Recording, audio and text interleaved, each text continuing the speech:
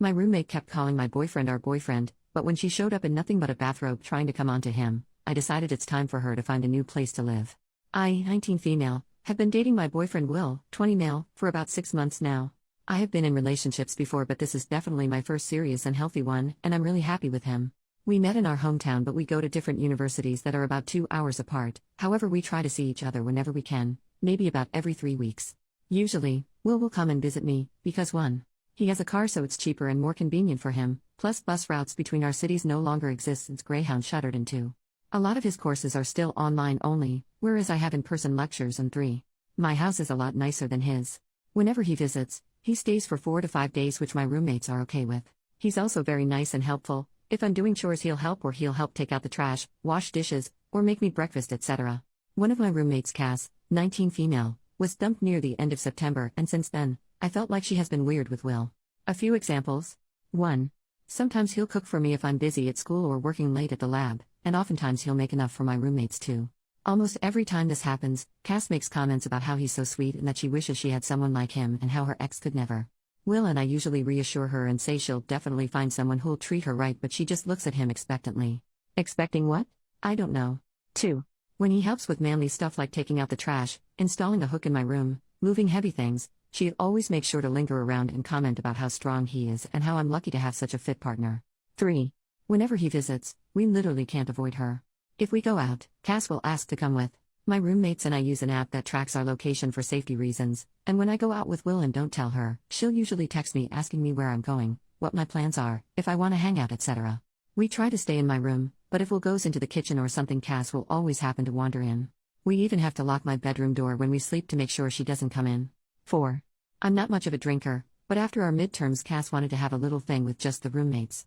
It was fun. We drank a little and watched movies. I'm pretty lightweight, so I got sloshed pretty fast, and at some point I was calling Will, and when Cass found out I was calling him, she was like, "Is that Will?" and kept ripping the phone from my hands very aggressively. She's a lot stronger than I am, and really loudly started talking about her intimate life and asking him about his, saying shit like, "Make sure you hit it deep." This is pretty in character for Cass, who claims to enjoy making people uncomfortable and makes these kinds of comments for shock value, but I felt like she should have turned it off around my boyfriend. She was only tipsy at this point, not really drunk. Overall, anytime he's nice to her, she'll say things like, "Haha, it's almost like you're my boyfriend," and whenever she refers to him around me, she'll call him our boyfriend as a joke, but I still feel weird about it. Will finds this all very uncomfortable and tries his best to avoid Cass as best he can or shut her down when she makes those comments. I'm not sure if I should bring it up with her, because on one hand, I'm very uncomfortable, but on the other hand, I feel like she'll just deny everything or say it's all for jokes and maybe get hostile with me. Any advice appreciated. Update. Hey there, a couple people were asking for an update, so here it is. I also found out this post blew up on TikTok, which is pretty funny because Cass has a crippling TikTok addiction. I read pretty much all the comments, discuss stuff with Will, and we decided that I'd try bringing it up with my other roommates, and if the behavior persisted while he was here, we'd try our best to shut the behavior down jokingly or by using social pressure. To give an idea of the timeline, I made my original post under a week before he was supposed to visit. So the following things happened. Before his visit, I was alone with one of my roommates, Jen, and I started to bring up Cass's behavior around Will. I didn't even get a sentence in before Jen stopped me and said, "I know. She's been weird." Apparently, Jen and our fourth roommate Eva have discussed this before, but they weren't sure if I even noticed because I didn't seem to react. Jen is definitely the closest to Cass. We all went to high school together, but I was only really friends with Eva at that time. She said she brought it up privately with Cass after Will's last visit, and Cass just did that thing where she talks and incoherently defends herself. Eva and Jen agreed to step in if crap got out of hand with her. Cass was very excited for Will's visit, and would say stuff like, "Oh, I can't wait to see him," or "just a few more days. I have a test from 7 to 9 p.m. on his second day here," and apparently she talked to Jen about picking out a movie for the two of them to watch while I wrote my biochem test. She settled on Sinister 2 for anyone wondering. Jen said that she was out of line, but again, Cass just incoherently defends herself. Every time she made comments like that, my roommates and I would just silently give her a look and say, "Okay, anyways," and change the subject, which seemed to at least make her self-conscious. During his visit, Cass was all over him as soon as he got here, pouting and saying, "Where's my hug?" Jen hugged her instead, and we used this time to escape into my room. Lol. Day 2 rolls around, and as soon as I'm out of the house, she tries to get Will to watch the movie with her, saying she really wants to watch it but doesn't think she can do it alone. Will politely declines and continues playing video games in my room, and she leaves.